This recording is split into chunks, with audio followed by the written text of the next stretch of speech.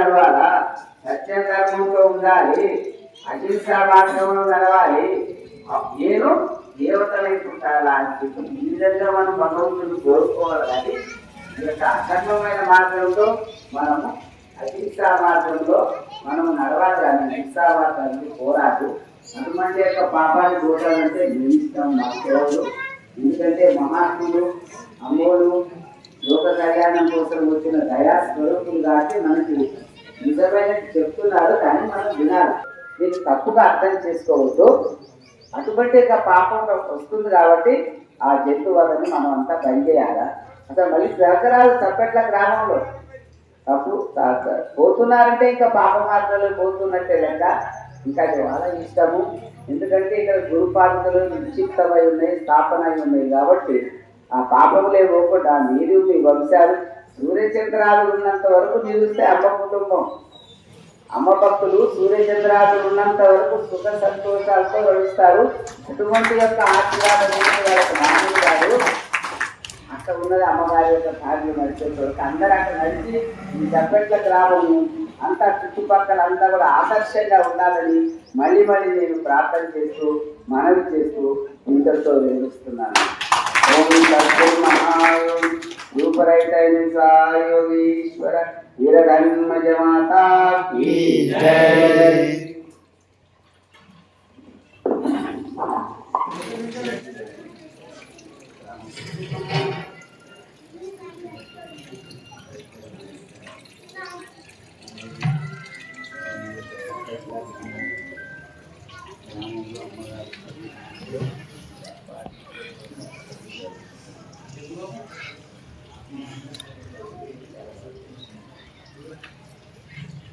అమ్మగారి యొక్క బావి అర్థం చేసుకొని అందరికీ పశువృత్తిలో పోకుండా ముఖవృత్తిలో పోకుండా మానవులై నడవాలని తప్పు చేసుకుని పర్వాలేదు. మృగవృత్తిలో పోవద్దు, పశువృత్తిలోకి పోవద్దు. అమ్మగారు 2 పాదుకలు ఇక్కడ ప్రతిష్ఠేయమంటే ఈ గ్రామం మీద అమ్మగారికి చాలా ప్రేమ ఉంటుందని చేస్తే ధన్యులు అవుతారు. జన్మ చరితార్థం ఉంటుంది. నేనేమైనా తప్పు చేస్తే తప్పు అంటే పోయి మీరు రంపాపురి జగత్తులో ఉన్నారంటే మీకు చెప్తారు. అమ్మగారి గురించి రంపాపురి జగత్తు గురించి చెప్తాడు. అప్పుడన్నా గుర్తు తెచ్చుకున్నారు. ఎందుకంటే నేను రానన్నాను. ఈ జ్ఞానం తెలుసుకోవాలి. మానవ జన్మ మహా ఉన్నతమైన అన్ని జీవులకు ఇవ్వలేని యొక్క జ్ఞానాన్ని ఇచ్చాడు మానవుడు. నువ్వు నన్ను తెలుసుకోరా, నన్ను తెలుసుకొని నాలో ఐక్యంగా నా రూపాన్ని పొందు, నా మహిమను పొందు. భగవంతుడు మనకు అవకాశం ఇస్తే మనమంతా ఈర్ష్య అసూయ ద్వేషాలతోనే ఆ భగవంతుడిని దూరం చేసుకుంటున్నాం. భగవంతుడు అసలు ఎక్కడున్నాడు? భగవంతుడు ఎక్కడున్నాడు చెప్పండి. ఎక్కడున్నాడు? ఎవరైనా ఒకసారి చెప్పొచ్చు. భగవంతుడు ఎక్కడున్నాడు? ఇందులోనే ఆత్మస్వరూపుడై ఉన్నాడు. ఆత్మస్వరూపాన్ని మనము మన మనసుని భగవంతుని మీద మనము అర్పణ చేస్తాము. ఇటువంటి యొక్క అవకాశము మనం పొందాలంటే గురువు ద్వారా పొందాలి.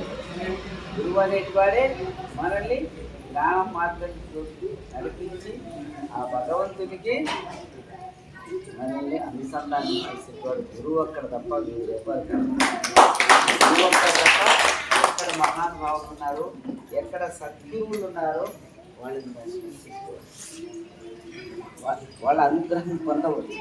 కానీ మనకి భగవంతుడు ఎంతో దూరం ఎందుకు పోతారో నాయన, మీ దగ్గరికే భగవంతుడు గురు స్వరూపం వచ్చినాడు, తెలుసుకోవాలని మనకు తెలుసు. అందుకని బ్రహ్మంగారు అంటారు, పూర్ణవాహినైన పుణ్యనది తీరాన ఉంది. పూర్ణవాహినైన పుణ్యనది అమ్మ. పూర్ణవాహిని అంటే నిండుగా ప్రవహించే నది. గంగాదేవనండి, విద్యాదేవనండి, అంత పూర్ణవాహినైన పుణ్యనది తీరాన ఉంది.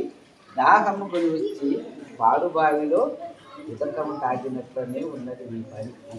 ఏమంటున్నాడు భగవంతుడు? బ్రహ్మయ్య పూర్ణవాహినైన పుణ్యనది పొద్దున ఉండి కూడా ఆ నీళ్ళు కాకుండా మురికి గుంటల్లో మురికి బావులో నీళ్ళు తాగుతున్నారు మీరంతా. మీరు ఏమన్నా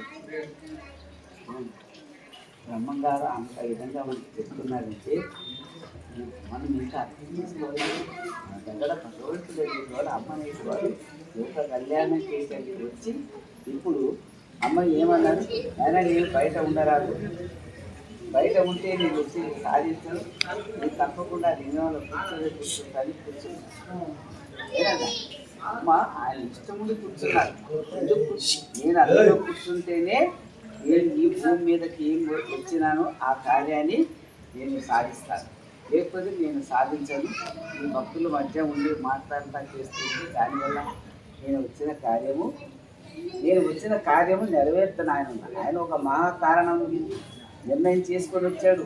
రాముడు ఎట్లా వచ్చాడు, మహాకారణం చేసుకొని వచ్చాడు. కృష్ణుడు ఎట్లా వచ్చాడు, అమ్మ కూడా అట్లా వచ్చారనేది వీళ్ళంతా తెలుసుకోవాలి. ఆ పూర్ణవాహినైన పుణ్యానది అంటున్నాడు బ్రహ్మంగా. కానీ మనమేమో ఇక్కడ పవిత్రమైన అమ్మ అదే అన్ని కూడా ఒక పాత్ర గురించి 2 ఉన్నాయి. ఇక్కడ వీళ్ళ భక్తుల యొక్క ప్రేమ అట్ట ఉన్నది. ఆ ప్రేమను అందరూ కూడా నిలుపుకోవాలి. అందుకనే నాయన కోపం వచ్చి అంటున్నాడంటే నాయనకి దేశం ఉండదు, అందరూ తెలుసుకోవాలి. అది తెలుసో తెలియకుండా అజ్ఞానానికి ఈర్ష్యకి దేశాలకు దూరంటారు. ఈర్ష్య దేశాలు ప్రతి క్షణం ఏం చూస్తే మనకి భగవంతుడు దూరం చేస్తాడు. ఆ ఈర్ష్యా దేశాలే మనలో లేకుంటే భగవంతుడు మన వెంటనే ఉంటాడు, మనం పిలిస్తే పలుకుతాడు, మన శరీరం మీదే ఉంటాడు భగవంతుడు. భగవంతుడు దూరం లేడు. మన పిల్లలు మనం నిలిచి ఎట్లయితే తల్లినిచ్చిపోతారు ఆ పిల్లలు, ఆ విధంగా భగవంతుడు మనం ఏ పేరుతో పిలిస్తే ఆ పేరుతో వస్తాడు. ఒక తల్లికి 4 పిల్లలు ఉంటే వాడి పేరు రాముడు అంటారు, వాడి పేరు కృష్ణుడు అంటే వాడు ఇంకో పేరు అంటారు. ఏ పిల్లగాడు పిలిస్తే ఆ పిల్లగాడు ఈశ్వరుడు వేస్తాడు, ఏకక్రమం అంటే ఏకక్రమం వేస్తాడు, దేవి అంటే దేవే వేస్తాడు, అమ్మ అంటే అమ్మాయి వేస్తాడు, ఏది నరసింహస్వామి అంటే నరసింహస్వామి వస్తాడు, ప్రహ్లాదు నరసింహస్వామి వచ్చాడు, ప్రహ్లాదు నరసింహ అంటే భగవంతుడు అనేక రూపాంతరం చెప్తుంటాడని ఆయన అసలైన రూపం ఇది నిరాకార స్వరూపుడు భగవంతుడు.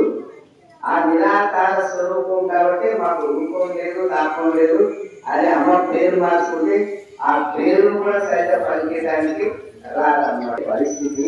అజ్ఞానాన్ని విడవరు. భక్తి అంటే ఏమిటి? ఈర్ష్య, అసూయ, ద్వేషాలు అన్నిటినీ వదిలేసి ప్రేమ మరింపు ఉండటమే భక్తి ఉండాలి. అప్పుడే భగవంతుడు అనేవాడు మీలో తొలిపిస్తలాడుతుంది. అప్పుడు అంతటి స్తంభంలో ఉన్నాడు, అంతా ఉన్నాడు అంటే చూపిస్తారంటే భగవంతుడు లేని జాగానే లేదు. భగవంతుడు లేని జాగానే లేదు. కానీ మన మనస్సు అనేది ఆ భగవంతుడి మీద లయం అయితే మన చెట్టు కింద ఉంటే మన చెట్టు కిందకి వస్తారు, మన గుళ్ళో ఉంటే మన గుళ్ళో వస్తారు, మన నీళ్ళల్లో ఉంటే నీళ్ళల్లో వస్తారు. ఆ విధంగా ఉన్నాడు భగవంతుడు. మనం అగ్నిలో ఉంటే అగ్నిలో కూడా భగవంతుడు కనిపిస్తాడు. ఉండాల్సింది ఏంటంటే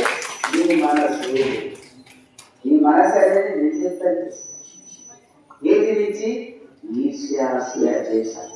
వారంటే దేశం, వీరంటే దేశం, వారింట వీరిట, నేను గొప్ప ఈ అహంకారంలో పోతున్నాను. ఈ అహంకారం వాడు గొప్ప, నేను అవసరం పిలిస్తే ఎందుకు ఏమన్నా పెద్దనా, అది పెద్దనా అతనే రావాలి అంటారు కదా. పెద్ద చిన్న గౌరవం అనేది కావాలి, పెద్ద చిన్న గౌరవం అనేది కావాలి. అది వినయం. ఇటువంటి యొక్క ఉన్నతమైన లక్షణాలతో మనం ఉంటే ఏమవుతుంది? భగవంతుడికి ఏం కాదు, అది దూరం చేసుకోవాలి. అవే భూతాలు, అసలే భూతాలేది ఆ ఈర్ష్య, అసూయ, ద్వేషాలు. ఆ రాగద్వేషాలను మనం ఎప్పుడైతే దూరం చేస్తామో పూర్ణమయమైన భావన మనం హృదయం ఏర్పరచుకుంటామో అప్పుడు నిర్లిప్తి చెందుతుంది మనసు. నిర్లిప్తి చెందిన మనసుకు భగవంతుడు కనిపిస్తాయంటారు. ఇది సాధన చేస్తున్నారు. కానీ అన్ని గుణాలు కాదు, ఒక్క గుణాలైనా మనం సాధించాలి. ఏమన్నా నేను ఎవరు ఏమన్నా కూడా నేను దోషం తెచ్చుకోవచ్చు, కోపం తెచ్చుకోవచ్చు. ఇదొకటి పట్టుకోవాలి. లేదా నేను ఎన్నన్నా జరగని అసత్యం ఆడాను, అధర్మం చేయను, హింస చేయను, ఏదో ఒక భగవంతుని యొక్క గుణాన్ని ఒకటి పెట్టుకోవాలి. అప్పుడు ఏమవుతుంది, మిగతాన్ని వచ్చేవాళ్ళిపోతాయి. ఈ విధమైన సాధన మనం చేసుకోవాలి. అందుకని సాధన సాధ్యమే కాదుగా సన్మార్గం అంటారు. అయితే ఆ సన్మార్గాన్ని మనం ఏ విధంగా పొందాలంటే గురువు యొక్క అనుగ్రహాన్ని ఏమంటారు, చక్కటి వాళ్ళందరికీ కూడా అందరికీ ఇక్కడ గురుపాదాలు పట్టిస్తాయి. గురుపాదాలంటే మామూలు కాదు. ఎందుకంటే ఆ గురువు నిరంతరము భగవంతుని యొక్క ధ్యానంలో ఉంటాడు. ఆయన పాదుకలు ధరించుకున్నది ఆ యొక్క శక్తి, ఆయన యొక్క శక్తి ఆ పాదుకల్లో తీసుకుంటుంది. అందుకనే శరణు శరణార్థై ఉండు నాయన అని అంటారా లేదా? శరణు శరణార్థై ఉండాలంటారు. మరి శరణు భావం లేనప్పుడు భగవంతుడు ఎక్కడ అంటే కేవలం మానసం తినపోయినందువలన భక్తుడు అయిపోతాడా? ఇంకొకరి హింసావృత్తి నుంచి బయటపడాలి. అంటే మనస్సు అనేది భగవంతుల్లో నిలబడం. పోతున్నా, వస్తున్నా, తింటున్నా, కూర్చున్నా, పొలం పని చేస్తున్నా, ఇంటి పని చేస్తున్నా, దుకాణంలో ఉన్నా, మోటార్ నడుపుతున్నా కూడా ఆ భగవంతుని యొక్క నామాన్ని జపించాలి. ఆ భగవంతుని యొక్క నామాన్ని జపించాలి. ఒట్టిగా పోయే ముందు ఒట్టిగా కబుర్లు చేస్తారు. ఈ ముందు రేపు అందరూ కూడా ఒట్టిగా కబుర్లు ఎక్కువైపోయింది. అంతేగాని ఆ కబుర్లకే అందరూ అలవాట్లు అయిపోతారు, ఆ ముచ్చట్లకి అందరూ అలవాటు అయిపోతారు. కానీ టైం ఎంత ఉండబోతుందని మనం సమీపిస్తుంటుందే, ఆయుష్ సమీపిస్తూ ఉంటుంది రోజు రోజు. అదే ఉన్నప్పుడే మనం చేసుకోవాలా, భగవన్ నామ స్మరణ చేసుకోవాలా అనే యొక్క భావనకి మనం రావాలని కదా. ఏనండి, అందుకని నిరంతరం జపం చేయండి, నిరంతరం జపం చేయండి. మా టైం వృధా చేయొద్దు. ఈర్ష్యాసూయ దేశాలకు దూరం అయిపోయింది. ఒక్కటి అనుకోండి, దేశపడదు. నేను ఎవరంటే అవి వాడి తీసని వీడి తీసని రోజు పడకుండా ఎవరేమని తెస్తే అమ్మ నీకే ఏర్పడదు అని నడవండి. ఎంత ఆనందం ఉంటుంది, ఎంత ఆనందం. అమ్మ ఏమన్నారు అయినా కోపం వస్తే ఒక నిమిషాన్ని ఉంటాను, మళ్ళీ దాన్ని తీసేయాలి అంటారు. చూడండి, అమ్మ ఎంత చూడే ఒకటే గంట ఉండాలి ఏదైనా. ఆ తర్వాత మహా అయితే 3 దినాలు. ఆ 3 దినాల కన్నా ఎక్కువ ఉంటే వాడు తాపస్సుకుడే దేవునికి దూరం అయిపోతాడు ఆయన. అందుకని సహనము శాంతి ఉండాలని చెప్తారు అమ్మగారు. మనం అంటూ సాధన చేయాలి. ఈరోజు నాకు వచ్చిన సాధన మీద కోపం వచ్చిందంటే 1 గంట ఉండాలి ఏమ్మా. లేదంటే ఒక 2 దినాలు ఉండాలి. 3వ దినం వచ్చేదంటే దాన్ని వదిలేయాలి. శాశ్వతమైన కోపం పెట్టుకుంటే ఏమవుతుంది, తామస వృత్తిలోకి వెళ్ళిపోతుందా. దానివల్ల నష్టం నీకే కానీ వాళ్ళకి కాదు. నీది చూసుకో, నీవు భగవంతుని దగ్గరే చూసుకో. నేను భగవంతుని దగ్గర కావాలి, భగవంతుని యొక్క స్థితిని పొందాలి. నేను గురువులో ఐక్యమైపోవాలి, నేను ఆ శివుల్లో ఐక్యమైపోవాలి అని ఇటువంటి తత్వాన్ని పెట్టుకొని నడటమే భక్తి నాయన. మనం ఈ రోజు నుంచి మనంతా కూడా అన్ని అమ్మకే చేసేయాలి. కోపం వస్తే కూడా ఏం చేయాలా, అమ్మకే అర్పణ చేయాలి. మనం అమ్మ దేశం వస్తే కూడా వాడికి అన్నాడమ్మ. అమ్మ ఒకసారి అమ్మ అందరూ మన ఆశ్రమం గురించి పేపర్లో ఇష్టం వచ్చినట్టు రాస్తున్నారు, మరి ఏం చేయాలమ్మా దానికని అమ్మని అడిగినమాట. అట్టనా నాయన, అయితే పేపర్లో మన పేరు పోతుందన్నమాట. లోకానికి పేపర్లో మన పేరు పోతుంది బయటికి. అయితే అందులో అది మంచిగా పోతుందో చెడ్డగా పోతుందో దర్యాప్తం చేసేటోడు భగవంతుడు ఆయన, ఈ మానవుడు కాదు. ఈ మానవుడు కాదు, భగవంతుడు. దాని గురించి చింతించుకోవాలి. అందుకని ఎన్ని పేపర్లు వచ్చినా ఎన్ని వచ్చినా కూడా ఎందుకు దర్యాప్తం చేసేది వాడు ఎవరు? సత్యానిత్యాలను విచారణ చేసేటోడు ఆ సర్వేశ్వరుడు, శిక్ష ఇచ్చేటి వాడు ఆ పరమాత్మ అని అంటారమ్మా. ఎప్పటికీ కూడా మనం ఎట్లా పెట్టాలి, కానీ మనం నచ్చే నడవడి కరెక్ట్ ఉన్నదా లేదా అని మనం విచారిస్తాం. మనం నడిచేయాలని కరెక్ట్ ఉంటే మనం ఎవరికి భయపడాలి అంటారమ్మ. అది మనం చేస్తాం. అమ్మగారంటే ఏమనుకున్నారు, మామూలు ఎంత మామూలు కాదు, చిన్న విషయం కాదు. అమ్మగారంటే అందరికీ తెలుసు, అందరికీ తెలుసు. అందరు నవతల్లి అన్న కూడా బాగా తెలుసు. అమ్మతో ఎన్నోసార్లు మాట్లాడినా అందరికీ తెలుసు. ఇక్కడ ఉండేది కూడా అందరికీ కాదు, ప్రపంచానికి అంతా తెలుసు. అమ్మ అంత అఖండ శక్తి స్వరూపుడై మనం మన గురించే తపస్సు చేస్తున్నారమ్మ. లోక కళ్యాణం కోసం ఉండేది చారాన్ని పోయేది పాలన అన్నారు. ఉండేది చారాన్ని ఉంటుంది, జగత్ మీద పాలన పోతుంది, యుద్ధం వస్తుంది, ఏం ఆగదు, ఎవరు ఆపలేరు, ఒకరితో గుర్తుకొని చచ్చిపోతారు, అయిపోతుంది. ఆయన చారాన భాగం ఉన్నప్పుడే భగవంతుడు వస్తాడు, చారాన భాగం మిగిలినప్పుడే భగవంతుడు వస్తాడు. అప్పటిదాకా భగవంతుడు బయటకు రాని ఆయన అని రామదేవ్ బాబా ఇంకా 3 రోజుల్లో వస్తాడనంటే చెప్పారనమాట. అట్లా భగవంతుడు అనేటి వాడు ఎందుకు రాడమ్మా ఇప్పుడు అంటే, ఇప్పుడు భగవంతుడు వస్తే భగవంతుడిని ఎవరు నమ్ముతారు నాయన, భగవంతుడిని ఎవరు నమ్మరు, నువ్వు ఆ భగవంతుడివి అది చేయి ఇది చేయి అని ఆయన హింస పడతారు. అందుకని భగవంతుడు ఆయన దాంట్లో ఆయన ఉంటాడు నాయన అని చెప్పి అమ్మగా అట్లా చెప్పారు. ఇప్పుడు వచ్చింది ఏముంది, లోకము ఇప్పుడు ఎట్లా ఉన్నది, ఈ మానవ పంట నాశనపడడానికి సిద్ధమున్నది. పాప ఇవేమో ఆటలు, ఇవేమో తమాషాలు, ఏదేదో సుఖాలు అనుకుంటున్నారని ఇవన్నీ కూడా అందరూ గాలి మీద పురులు తిరుగుతున్నారు. రేపు మొత్తం ఎన్ని కాల్చేసుకున్నారు అనుకో, ఒకరితో కోపాలు, ఎవరు గాలి గారు నడిచేపోవాల్సి వస్తుంది. నాకు అక్కడ చేత రాకుండా అయిపోయింది. ఇప్పుడు బాగా గాలి తిరిగి ఇంట్లో కూలవడాల్సి వస్తుంది. ఘోర పరిస్థితులు కాబోతున్నాయి. ఊటికి కూడా కష్టం వస్తుంది నాయన అని అన్నారమ్మ. ఊటికి కూడా కష్టం వస్తుంది, మన దగ్గరకు వస్తే ఒక్క పూట భోజనం పెట్టడానికి కూడా మనం గంజి కాసి పోయాల్సి వస్తుంది, క్యూలో కాలు దాకా నిలబడతాయి అని అన్నారమ్మ. కాలం రాబోతుంది, ఒట్టి మాటలు కాదని తెలుసుకోండి. ఇదంతా ఎట్లా ఉన్నదంటే నాశనం పోయడానికి సిద్ధం ఉన్నది. ఎక్కడ కూడా ఏమైపోతుంది, లోకము భయకంపితులు అయిపోతారట. ఒక్కరు ఉండలేదు, ఒక్క మనిషి ఒక్క దగ్గర ఉండదు, అందరు గుంపులుగా భగవంతుడి యొక్క సన్నిధానంలో కూర్చొని ఈరోజు వీళ్ళు లెక్క పెట్టి 700 మంది ఉన్నారు.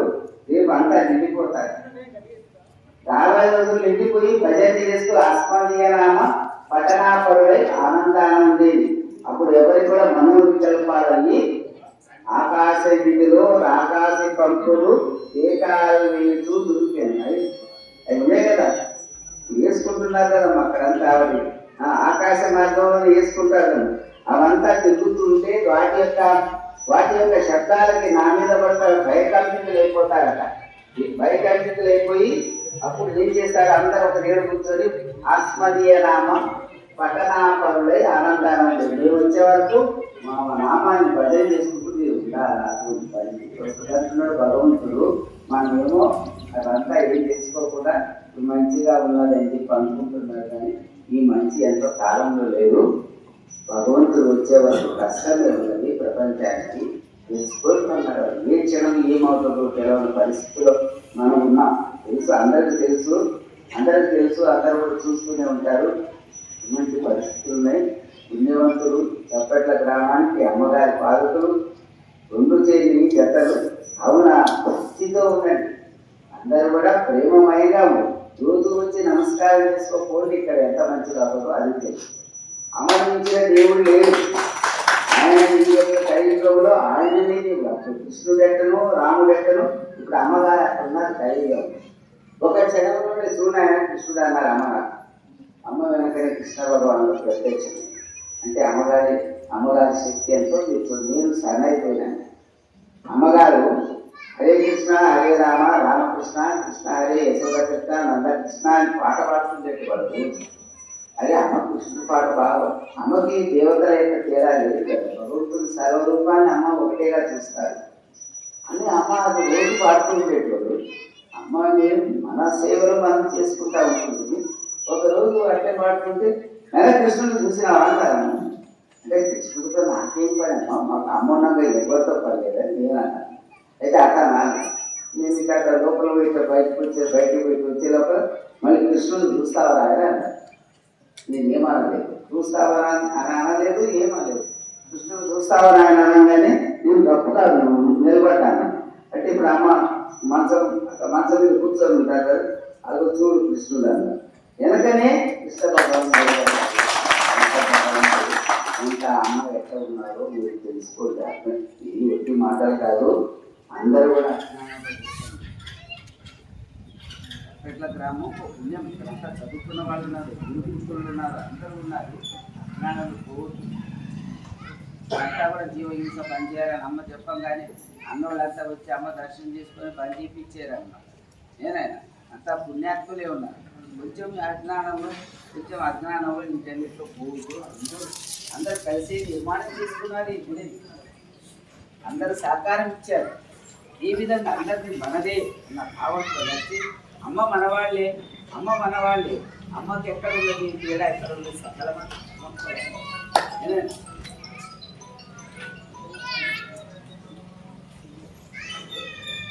సకలమైన గర్భం ఉన్నారు. ఎందుకంటే రాబోయేది అదే నడుస్తుంది. ప్రపంచం మీద కులము మతము లేకుండా నిర్మూలన చేసేస్తారు భగవంతుడు. ఒకటే కులం ఒకటే మతం అవుతుంది. దేవుడు కూడా ఒకటే దేవుడు కూడా ఒకటే చేసి భగవంతుడు రాజ్యపాలన చేసే రోజులు కూడా వస్తాయి. 2032 ఎంత దూరం ఉంది, దగ్గర లేదు. సంవత్సరం దగ్గర నుంచి వచ్చేస్తుంది. ఎక్కడైనా జాగ్రత్త పడి నేను అందరికీ ఏం చెప్తున్నా, అందరూ అమ్మ సన్నిధానానికి రావాలి. రామిరెడ్డి తాత వాళ్ళు ఉన్నారా, ఎప్పుడు కూడా గుర్తు తెచ్చుకుంటా వాళ్ళకి, అందరూ కూడా గుర్తు తెచ్చుకుంటా. నేను ఒకసారి కోపంగా చేస్తుంటా, ఎందుకు రాకాలి, ఎందుకు రాదు తగ్గే అని చెప్పి అంటుంది అంటుంటారు. అది మాయ రాణి సన్నిధానానికి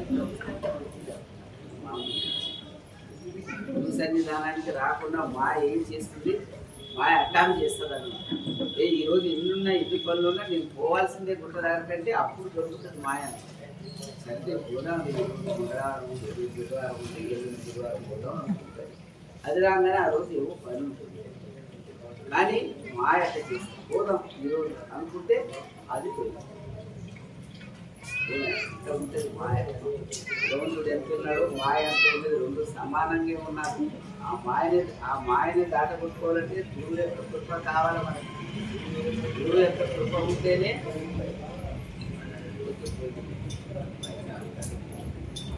ఎంతకాలం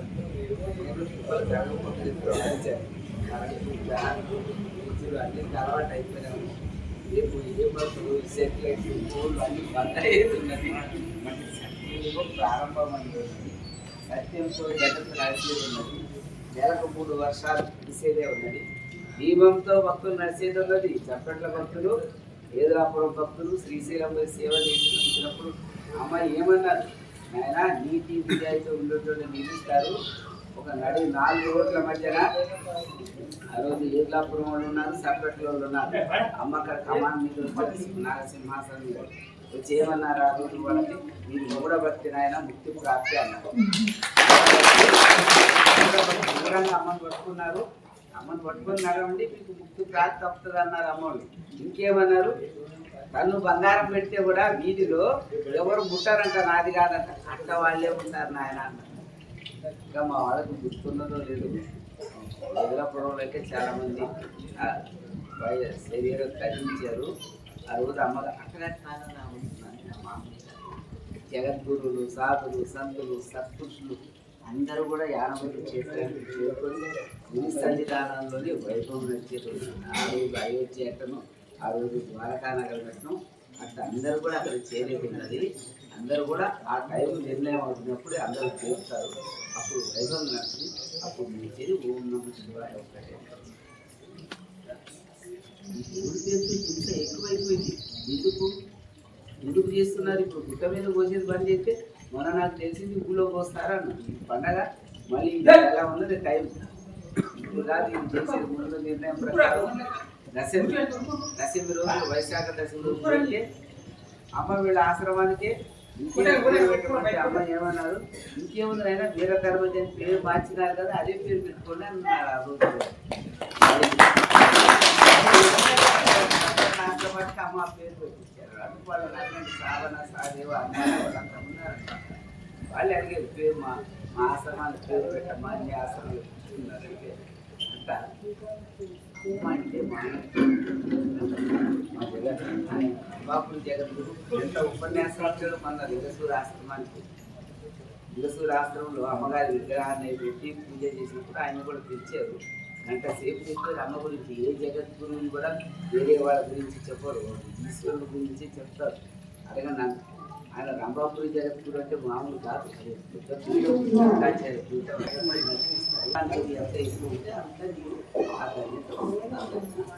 ఇది ఎవరు కూడా అమ్మలే కానీ అందరు కానీ పురుషులే కానీ పురుషులు కూడా ఉదయం లేచి ఇల్లు ఊడిస్తారు, ఇల్లు కడుగుతారు, పొయ్యి శుద్ధి చేస్తారు. అప్పుడు కూడా ఓం నమ శివాయ భగవంతుడి యొక్క నామాన్నే జపం చేయాలి. జపం చేసుకుంటూ ఆ పని చేసి ఆ వంట వండేటప్పుడు కూడా ఓం నమ శివాయ చేస్తుంటే ఆ ఇల్లంతా కూడా ఇలా అయిపోతారు. ఆ ఇల్లు ఉండేది వాళ్ళంతా ఏమైపోతారు, అందరూ కూడా మార్కెట్ అయిపోతారు. అమ్మ ఏమన్నారు, నైనా స్త్రీమూర్తి ఏమక్కర్లేదు, తన భర్త యొక్క ఆజ్ఞ ఒక్కటి పాటిస్తే చాలు, సూర్యచంద్రాలను కూడా ఆపేస్తారు. ఆయన అంత శక్తి ఉన్నది వాళ్ళకి. కానీ ఇంకా అటువంటి నడిచేటువంటి నామస్మరణని చేయాలి. ఆ విధంగా నడిస్తే వాళ్ళు కూడా మోక్షం అవుతారు. ఆయన సూర్యచంద్రాలు ఆపేస్తారు. స్త్రీమూర్తి అంత భక్తి ఉన్నదంటారు, అంత అవకాశం ఇచ్చాడు భగవంతుడు అంటారు. అవునా, అందరు అమ్మోళ్ళు కూడా ఏ పని చేస్తున్నా కూడా భగవన్ నామస్మరణ. అక్కడికి అన్నం తిప్పుతున్నారు, రొట్టెలు చేస్తారు కదా, రొట్టెలు చేస్తున్నారు కనీసం కొద్దిసేపు అయినా ఓం నమః శివాయ, కొద్దిసేపు ఏమైనా మాట నడిస్తే కూడా ఎంత చేసేటప్పుడు కూడా అట్లా చేయాలి. అమ్మలు చేస్తున్నారా? ఏం పద్మ చేస్తున్నావా? చేస్తున్నారా అంటున్నా? చేస్తున్నారా? అటువంటి విధంగా అందరూ ప్రయత్నం చేయాలా, చేసి అటువంటి యొక్క ప్రసాదాన్ని అందరికి పెట్టండి. పురుషులు కూడా ఏ పని చేస్తున్నా భగవన్నామస్మరణ చేయండి. ఈ యొక్క వేస్ట్ మాటలతో బండి నడుపుతుంటే కూడా అమ్మని స్మరణ చేసుకుంటా బండి నడపండి. ఏం కాదనమాట. ఎంతో మంది ఒక యాక్సిడెంట్ అది ఏం దెబ్బలు కూడా తగలేదు కదా. అమ్మ యొక్క శక్తి ఎట్లుందంటే, అమ్మ యొక్క శక్తి ఎట్లున్నదంటే అనంతమై ఉన్నది. మన కోసం ఆయన వచ్చున్నాడు, ఎవరి కోసం కాదు, భగవంతుడు మన కోసం వచ్చున్నాడు. మనల్ని రక్షించడానికే తపస్సు చేస్తున్నాడు. ఈ భూమి మీదకి అమ్మకి రావాల్సిన పని లేదు. మన కోసం వస్తూ దేవతలంతా తెచ్చుకున్నాడు. నేను ఒక్కడే పోతేట మీరందరూ రాజని దేవతలంతా తీసుకొస్తే ఆ దేవతలు, ఋషులు, సత్పురుషులు అందరూ కూడా జన్మ తీసుకొని మానవ రూపంలో ఉన్నారు. శ్రీశైలంలో మన ఆశ్రమం దగ్గర అవతల కొండ గుహలో సప్త ఋషులు తపస్సు చేస్తున్నారు. శ్రీశైల మల్లికార్జునుడు భ్రమరాంబ గుడిలో ఆ నీలగుండంలో తపస్సు చేస్తున్నాడు. ఆయన వాళ్ళు బయటకు వస్తారు, వాళ్ళే బయటకు వచ్చి చెప్తారు అమ్మ గురించి. మల్లికార్జునుడు బయటకు వచ్చి చెప్పేది ఉంది, అమ్మ గురించి చెప్పేది ఉన్నది. చెప్పి ఆయన ఏం చెప్తాడు, ఇందురు ఆ రోజు అటువంటి యొక్క పుణ్యకాలం అదంతా ఎవరు చూస్తారు? పుణ్యాత్ములే చూస్తారు, పాపాత్ములు చూడాలి. ఎన్ని మాటలు కాదు, సత్యమని నమ్మండి. నాకు చెప్పే మాటలు అమ్మ యొక్క ముఖాంతరం నుంచి వచ్చిన ఆదేశాన్ని నేను చెప్తున్నా, కానీ ఒట్టి మాటలు కాదు, మోసం కాదు. ఇవన్నీ వద్దు, ఈ అలవాట్లన్నీ వద్దు, హింస వద్దు, ఏమొద్దు. ప్రతి ఇంట్లో కూడా పోసేది వద్దు. నాన్న రక్తం అవుతుంది, ఇందులంతా అవుతాయి, అదంతా అవుతాయి, చంపెట్టారు. ఇదంతా బంద్ అయిపోయింది, ఏడు బంద్ అయింది కదా, ఈ రోజులో కూడా బంద్ అయిపోయింది. ఆ మాంసం తింటే ఏమవుతుంది? ఆ మాంసం ఎక్కడి నుంచి వస్తుంది? మేకల నుంచి కదా. వీళ్ళు మేకలై కోళ్ళు అయిపోతారు. మాంసం తినేటోళ్ళకి ఏమి శిక్ష అంటే వీళ్ళు కూడా మళ్ళీ జన్మలో కోడయ్యో మేక అయిపోతే మళ్ళీ వదిలిపోతారు. అది అటువంటి పాపంలో పోవాలా మనం ఏం కాదు, మళ్ళీ దేవతలే పుట్టారు. దేవతలై పుట్టి మళ్ళీ యోగులై పుట్టారు. యోగులై పుట్టి ఆ భగవంతుడు దేవుడా దేవుడా నన్ను నన్ను వీళ్ళంతా అది ఏమిటిరా కరగతో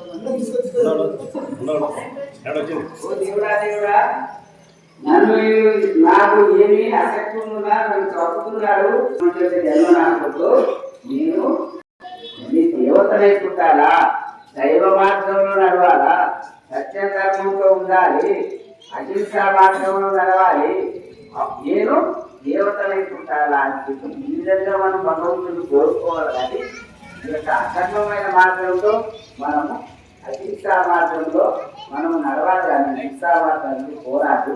అటువంటి యొక్క పాపాన్ని పోటాలంటే నిమిష్టం మాకేవాళ్ళు. ఎందుకంటే మహాత్ములు అమ్మోలు లోక కళ్యాణం కోసం వచ్చిన దయా స్వరూపులు కాబట్టి మనకి నిజమైన చెప్తున్నారు. కానీ మనం వినాలి, దీన్ని తప్పుగా అర్థం చేసుకోవద్దు. అటువంటి యొక్క పాపం వస్తుంది కాబట్టి ఆ జంతువులని మనం అంతా పనిచేయాలా. అసలు మళ్ళీ సహకరాలు చప్పట్ల గ్రామంలో తప్పు పోతున్నారంటే ఇంకా పాప మార్గాలు పోతున్నట్టే లెక్క. ఇంకా అది వాళ్ళ ఇష్టము. ఎందుకంటే ఇక్కడ గురుపాదకులు నిక్షిప్తమై ఉన్నాయి, స్థాపన అయి ఉన్నాయి కాబట్టి ఆ పాపములే పోకుండా మీరు మీ వంశాలు సూర్యచంద్రాలు ఉన్నంత వరకు నిలుస్తే అమ్మ కుటుంబం, అమ్మ భక్తులు సూర్యచంద్రాలు ఉన్నంత వరకు సుఖ సంతోషాలతో గడుస్తారు. అటువంటి యొక్క ఆశీర్వాదం వాళ్ళకి మామూలు కాదు. అక్కడ ఉన్నది అమ్మగారి యొక్క భార్య నడిచేంత వరకు అందరూ అక్కడ నడిచి ఈ చప్పట్ల గ్రామం అంతా చుట్టుపక్కల అంతా కూడా ఆదర్శంగా ఉండాలని మళ్ళీ మళ్ళీ నేను ప్రార్థన చేస్తూ మనవి చేస్తూ ఇంతతో నిర్వహిస్తున్నాను. రూపరైతైన సాయోగీశ్వర వీరగన్మజ మాతా కీ జై.